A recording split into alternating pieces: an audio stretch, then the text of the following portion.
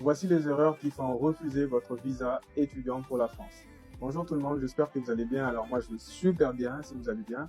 Alors aujourd'hui nous allons parler de quelques erreurs qui font refuser votre visa étudiant et je vous dis comment éviter ça. Parce qu'actuellement, comme nous savons tous, la plupart d'entre vous, étudiants, vous êtes en train de préparer votre dossier, vous êtes en train de constituer ce dernier pour aller déposer votre demande auprès de l'ambassade de France, bien sûr. Alors, quelles sont les erreurs à éviter pour avoir son visa étudiant pour la France? Premièrement, votre parcours raconte une autre histoire et votre projet d'études en rencontre une autre aussi.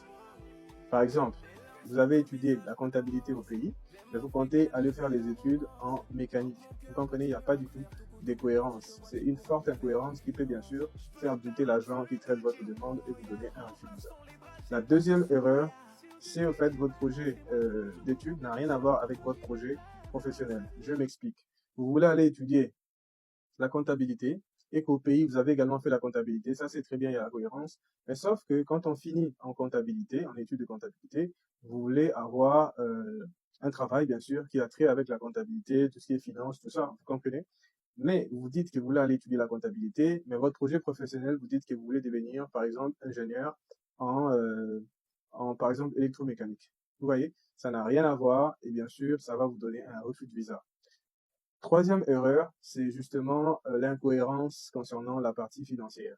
C'est-à-dire, vous dites dans votre dossier comme quoi vous aurez mensuellement une somme de 877,5 euros, mais alors que vos documents disent une autre chose. Vos documents disent peut-être que vous aurez une somme de 800 euros. Vous comprenez, il y a une incohérence, il y a une contradiction. Alors, l'ensemble de ces erreurs-là, c'est pas que ça va poser directement, automatiquement un refus de visa. Non, c'est pas ça, parce qu'un refus de visa, c'est pas quelque chose d'automatique, mais ça va plutôt fragiliser votre dossier.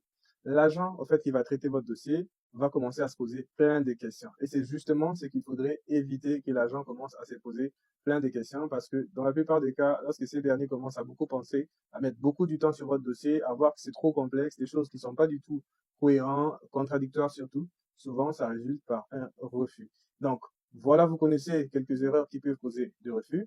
Et je vous ai donné également des solutions d'une manière indirecte pour pouvoir, bien sûr, pallier ou encore fuir ces motifs de refus ou encore ces causes-là de refus que vous pouviez, au fait, commettre si, bien sûr, vous n'avez pas regardé cette vidéo. Mais en regardant cette vidéo, vous les avez compris.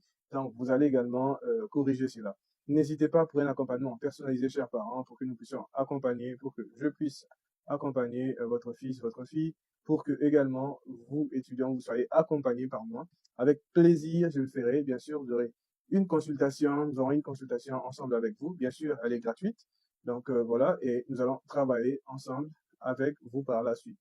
Donc, je vous conseille au fait de vous abonner pour ne pas rater de prochaines vidéos, pour voir encore les erreurs que vous pouviez commettre et comment, bien sûr, éviter ou pallier à cela. Je vous dis à très bientôt. Ciao.